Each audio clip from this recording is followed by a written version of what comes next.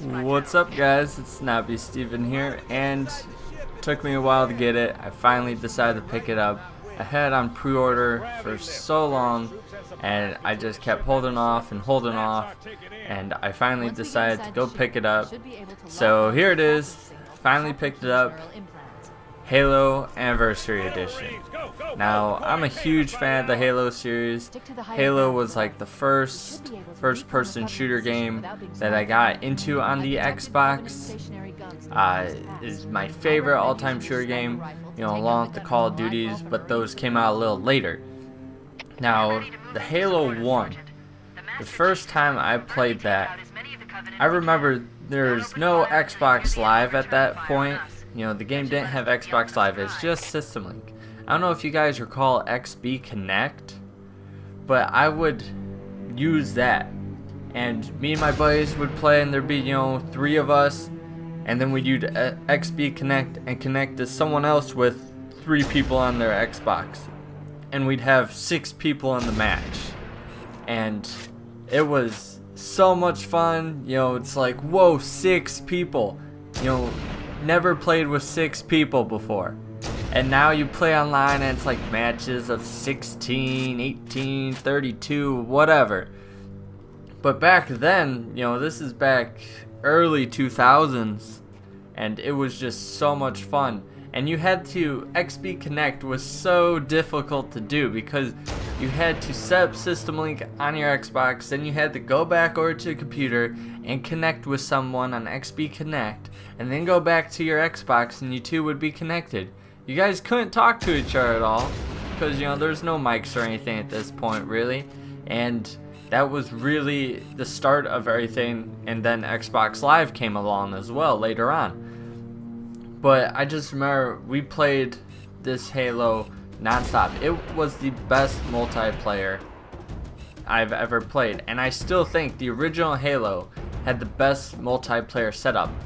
That's the only thing that I would have changed about this Anniversary Edition, because they went with the Reach multiplayer. If they just would have kept it like an individual game and made the original Halo and then just gave it online, but exactly how the original Halo was when you played split screen with your buddies and whatnot, because that was perfectly leveled out. There wasn't all this extra crap and stuff like that, and the maps were amazing, which, I mean, they did put the maps in, this one for the Reach multiplayer and whatnot, but I just really enjoyed that old school multiplayer, and I kind of wish they brought that back, but they didn't, so, it's whatever. I'm still very happy with this game, and the ability to change from the new theme back to the old theme is amazing. I thought that, you get the game, and if you wanted to switch back to the old version, the old look, you'd have to do it in settings, and it'd take like a few minutes to transfer over. No, you hit the select button during gameplay, and it takes maybe a second or 2, and it switches right back. Doesn't skip a beat in the game at all whatsoever. And I mean, it just lets you see how far the gaming technology has went. Because when Halo first came out, you thought, man, these graphics are amazing. They're doing such an amazing job. The gaming, it can't get any better than this. And now you see the new Halo, and with the ability to switch back and forth, you really get to experience how far gaming has gone in just, 10 years. Obviously this being the 10-year Anniversary Edition, but even playing, I haven't played this Halo game in probably a good 9 or 8 years. And it's funny because I played the campaign and I still remember all of it. I remember the levels, I remember where I gotta go and what I gotta do. And I haven't played this game in almost 8 years. And I still can't believe that I remember everything as good as I do. Now, the storyline, Halo has one of the best storylines, and this lets you relive the beginning, because there's a lot of people that really never played Halo 1. because Halo is really known for their multiplayer. Storyline's really good as well, but you got those people who don't care about the story, never play the campaign, they just want the multiplayer. And Halo 1, you know, there's no Xbox Live, so they didn't have that. So a lot of people never played Halo 1. You know, you could have played it, you know, I think the CD was backwards compatible on the Xbox 360s, but I'm not sure because I never actually played it. I think I lost my copy of the Halo original, which is why I haven't played it in about 8 years. But as far as that goes, you know, they never really got a chance to experience the first Halo gameplay. And you can see here, I just switched back to the old graphics, and you could just see such a difference. You know, there's not too much detail to this. I mean, the graphics are still amazing, but there's no grass, you know, stuff like that compared to when you switch back, how great of detail it is. And I play like this for a while just to let you see, you know, how big of a difference it makes. And I mean, it changes everything on the game. It's not just like the environments change, the look of, you know, the grunts change, and all of that. Even if you look into distance at the ring, you know, Halo, it is completely different. And it feels just like I'm playing the original Halo again, which, you know, I am.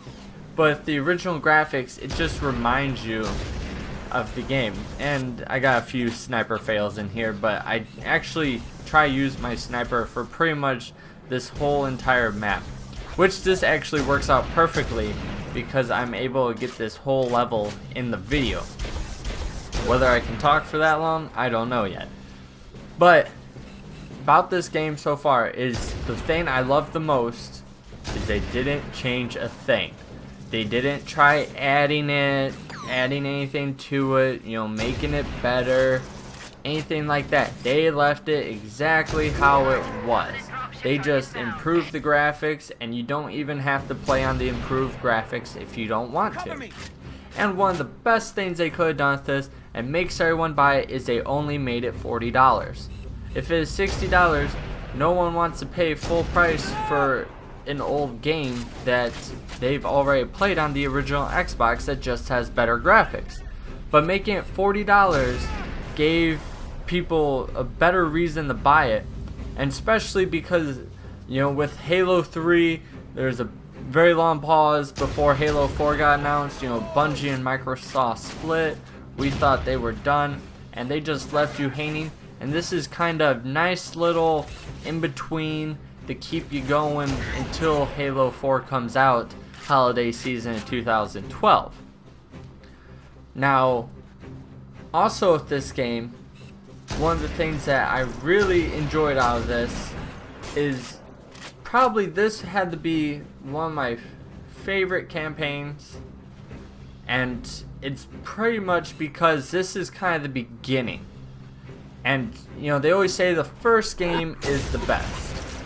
And I kind of have to agree because there's nothing extra add to it. Now, don't get me wrong, I love Halo 2, I love Halo 3, you know, Reach, ODST, they did a great job, you know, jumping into the background information along the Halo series.